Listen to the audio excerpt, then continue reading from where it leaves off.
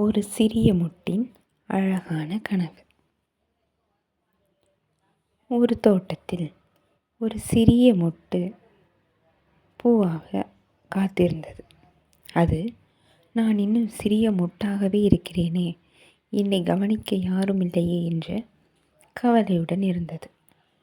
மறுநாள் காலையில் அழகாக சூரியன் உதிர்ந்தது.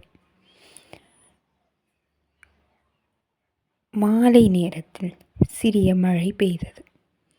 தென்றலும் அழகாக தாளாட்டியது. சில நாட்களில் அந்த மொட்டு வளர்ந்து அழகான மலராகியது. பட்டாம்பூச்சிகளும் தேனீகளும் அதை சுற்றி காண வந்தன. அவ்வழகான பூவை எல்லா விலங்குகளும் பறவைகளும் அத்தோட்டத்தில் உள்ள பூக்களும் ரசித்தன.